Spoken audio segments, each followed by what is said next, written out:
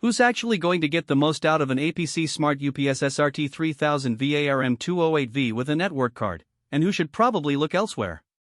If you're wondering whether this rack mount unit will protect your small business servers, a home lab, or just a single workstation, the answer isn't as simple as yes or no.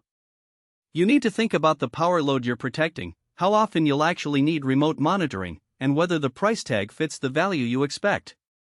Link is in the description if you want to check the product details on Amazon. When I first started digging into rack mount UPS options, the biggest hesitation I saw across forums was the fear of overpaying for features you'll never use. A 3000VA unit sounds massive, but if you only have a couple of low-power devices, you might be paying for capacity you'll never tap. On the flip side, a business that runs critical virtualization hosts or a small data center can't afford a power outage, and a single failure could mean hours of downtime and lost revenue. That's the tension the APC Smart UPS SRT tries to resolve: a high-capacity battery backed by a network management card that promises remote alerts, power event logging, and integration with monitoring software. First, let's talk about the real-world setup. The SRT series is a rack-mount appliance, so you'll need a standard 19-inch rack with enough clearance for its 3U height. Installation isn't a plug-and-play affair. You'll have to mount the unit, connect the power distribution bus bar, and then wire the output outlets to the devices you want to protect. The network card adds a small Ethernet port that you'll need to patch into your existing network, then configure via APC's PowerShute network management software. For someone who already knows how to rack servers, that's a straightforward step. For a small office that's never touched a rack before, you might end up needing an IT consultant just to get the unit powered and monitored correctly. Now, who should actually buy this? If you run a server room with anywhere from 2 kilowatts to 4 kilowatts of critical load, think a couple of virtual hosts, a network switch, and a storage array, this UPS can keep them alive for roughly 10 to 15 minutes at half load. That window is usually enough to either ride out a short utility glitch or gracefully shut down the machines via the network card's SNMP alerts.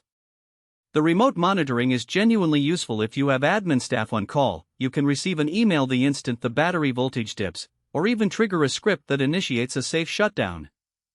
For IT managers who already use tools like Nagios or PRTG, the built-in MIBs make integration painless.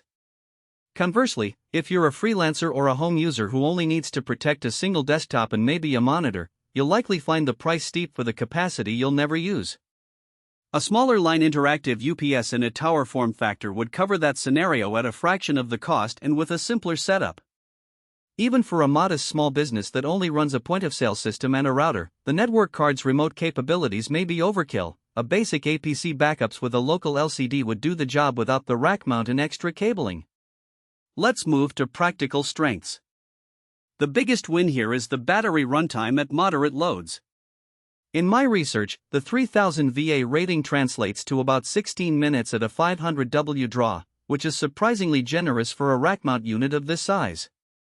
That means you can safely transition from utility power to a generator, or let your operating system shut down services in an orderly fashion. The network card's ability to send SNMP traps, syslog messages, and email alerts is also a real advantage for environments where someone isn't physically present 24/7. If you've ever missed a power outage because you were out of the office, you know how costly that can be. On the downside, there are a few hidden trade-offs. First, the unit is heavy, over 70 pounds, so moving it for maintenance isn't something you'll want to do often. The battery itself is sealed lead acid, and APC recommends replacement every 3 to 5 years depending on usage. That means an ongoing cost that many buyers overlook when they look only at the upfront price. Second, the network card requires a separate license for advanced features like automatic shutdown scripts. The base card gives you monitoring, but the full automation suite is an extra expense.